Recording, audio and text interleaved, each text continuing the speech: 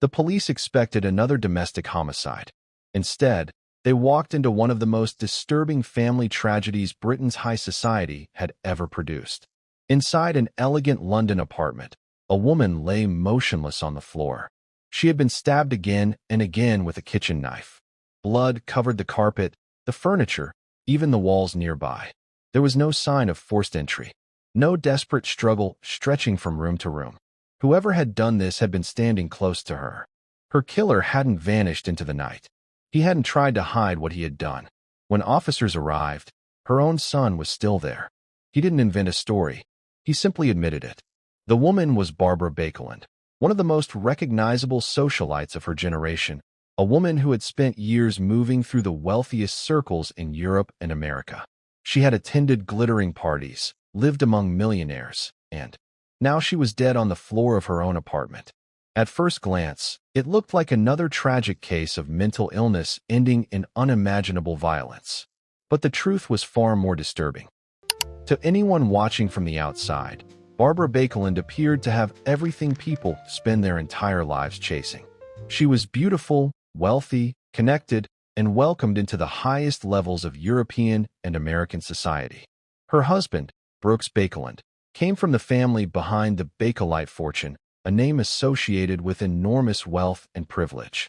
Their homes were filled with expensive art, influential guests, and the kind of luxury that convinced strangers they were looking at a perfect life. But perfection became an obsession. Barbara cared deeply about appearances. Every dinner party, every holiday, every photograph had to project elegance and control. When their only son, Antony, was born in 1946, Barbara's attention gradually centered on him. Friends later described her as intensely devoted, but there was another side to that devotion. She struggled to let him grow into his own person.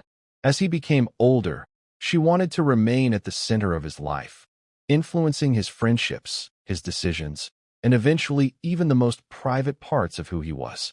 What might have seemed like an overprotective mother in childhood slowly became something far more unsettling. The family moved constantly, living between New York, Paris, London, Switzerland, and Spain, hoping each new city would offer a fresh beginning. Instead, the same tensions followed them from one country to the next. The expensive homes changed. The arguments did not. Barbara's marriage was also beginning to collapse. The distance between her and Brooks widened until divorce became unavoidable. After he left, Barbara and Antony became even more emotionally dependent on one another. The relationship that should have been finding healthy boundaries seemed to lose them instead. Those closest to the family noticed the change. Barbara was no longer simply trying to protect her son. She seemed determined to shape every part of his future according to her own fears and expectations. And when Antony began showing signs that he was attracted to men, Barbara refused to accept that there might be nothing to change. That refusal would become the beginning of the darkest chapter in both of their lives. Barbara refused to believe that her son's sexuality was simply part of who he was. To her, it was a problem that had to be solved. Friends who knew the family would later describe a woman who became consumed by the idea that Antony could be changed if only she tried hard enough. Instead of accepting him, she fought against the reality in front of her. The more Antony pulled away, the tighter she tried to hold on. By the late 1960s, Antony's mental health was already becoming fragile. He struggled with severe emotional problems and spent periods receiving psychiatric treatment. Doctors warned that he needed stability, distance from conflict, and professional care. Barbara seemed incapable of letting go. She followed him from country to country, refusing to allow any real separation between them. Every attempt Antony made to build a life of his own seemed to end with Barbara pulling herself back into it. Then came the allegation that would forever define their story. Several biographies and people close to the family later claimed that Barbara became convinced the only way to cure Antony's homosexuality was to seduce him herself. The claim has been repeated for decades and remains one of the most disturbing aspects of the case. Whether every detail can be proven is still debated, but there is little disagreement that the relationship between mother and son had become profoundly unhealthy and deeply alarming to those around them. Whatever happened behind closed doors, the consequences were impossible to hide. Antony became increasingly paranoid and emotionally unstable. His behavior grew unpredictable. Friends watched him drift further away from reality, while Barbara continued believing she could somehow control the outcome. The people around them began keeping their distance. The glamorous parties disappeared. The wealthy social circles that had once admired Barbara now spoke about the family in whispers. Behind the expensive apartments and fashionable addresses was a household collapsing under the weight of obsession, denial, and untreated mental illness. By the early 1970s, there was very little left of the glamorous life Barbara had spent years trying to protect. The marriage was over. Many old friends had quietly disappeared. Antony's mental health had deteriorated to the point where periods of psychiatric treatment became part of his life. Those closest to the family no longer saw a wealthy socialite and her devoted son. They saw two people trapped in a relationship neither of them seemed able to escape. Barbara still refused to let him go. Even after doctors urged distance and stability, she continued bringing Antony back into her life. She believed she could reach him when others could not. She believed she understood him better than anyone else. The arguments became more frequent and more unpredictable. Antony's grip on reality continued to weaken. At times he became convinced people were against him. His thinking grew increasingly disordered, making it difficult to separate fear from fact. Barbara remained beside him.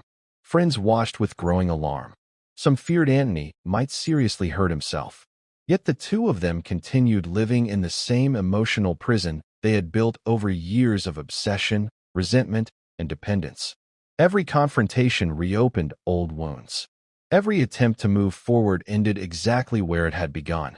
Then, in July 1972, inside Barbara's London apartment, years of buried conflict finally erupted. What happened over the next few minutes would transform one of high society's most disturbing family scandals into one of its most infamous murders. What happened inside the apartment has never entirely lost its power to shock. Barbara and Antony were alone when another confrontation began. Just a mother and a son carrying years of anger, fear, and emotional damage into the same room. At some point, the argument turned violent. Antony picked up a knife.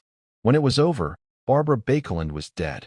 She had been stabbed, ending a life that had once unfolded among Europe's wealthiest families and most exclusive social circles. The woman who had spent years trying to control every detail of her world had lost control of the one thing she believed she could never lose: her son. Unlike so many killers who run from what they have done, Antony did not disappear. He made little effort to conceal the crime. When the police arrived, the truth emerged almost immediately. The investigation was no mystery.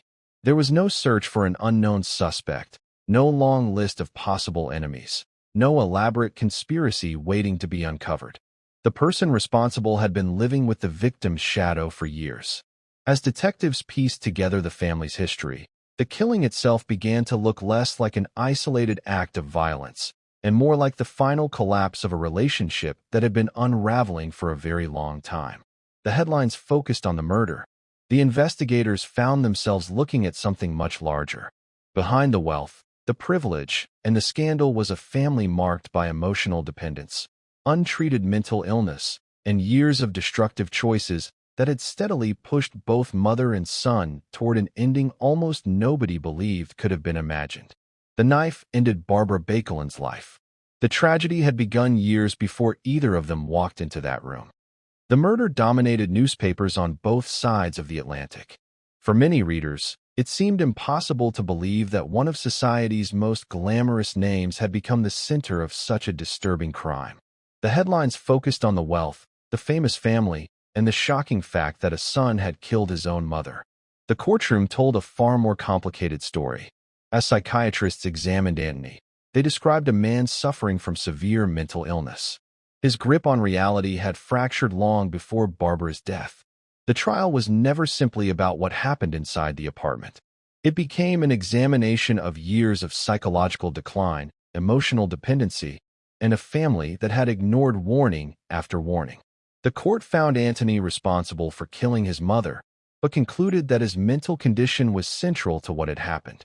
Instead of a conventional prison sentence, he was committed to a secure psychiatric hospital for treatment. The verdict closed the legal case. It did not end the tragedy. Barbara was buried, but the questions surrounding her life refused to disappear. Biographers, journalists, and historians continued revisiting the family's story, trying to understand where devotion had ended and obsession had begun. Some focused on the disturbing allegations that had followed the family for years. Others pointed to untreated mental illness as the true force driving the catastrophe. No explanation ever felt complete. Years later, Antony was released from psychiatric care and attempted to build a quieter life away from public attention. But the past had never really released him. In 1980, while living in New York, he was murdered by his partner in another violent confrontation. It was an ending almost as tragic as the one that had brought his name into the headlines in the first place. 2 generations of the same family had now died violently. The fortune remained. The famous name survived. But the family at the center of it had disappeared, leaving behind one of high society's darkest and most unsettling stories. Barbara Baekeland spent much of her life believing that money, beauty, and influence could solve almost anything. She moved through grand houses, private parties, and the highest levels of society with an elegance that convinced strangers they were looking at a woman who had mastered life itself. Behind those doors, the reality was painfully different. The one relationship she tried hardest to control became the one that ultimately destroyed them both. For decades, people have argued over where the blame truly belongs. Some see the story as one of untreated mental illness. Others see it as the devastating consequence of obsession, manipulation, and a mother who refused to accept the son she had. The truth almost certainly lies somewhere in the painful space between them. What remains beyond dispute is the ending. Barbara Baekeland died at the hands of the child she had spent years trying to shape into someone else. Antony Baekeland never escaped the psychological collapse that had consumed his life. 8 years after killing his mother, he too died violently in New York, murdered during an argument with his partner. It was as though the tragedy had never truly ended. It simply claimed another victim. Today, Barbara's story survives not because she was wealthy or because she belonged to one of America's most famous families. Those things made headlines, but they are not what people remember. People remember the horror. They remember a family that seemed to have every advantage imaginable, yet quietly unraveled behind the walls of expensive homes where almost no one could see what was happening. In the end, the Baekeland fortune could buy beautiful houses, designer clothes, and invitations to the world's most exclusive rooms. It could not buy peace. And it could not save a family that had already begun destroying itself long before anyone noticed the blood on the floor.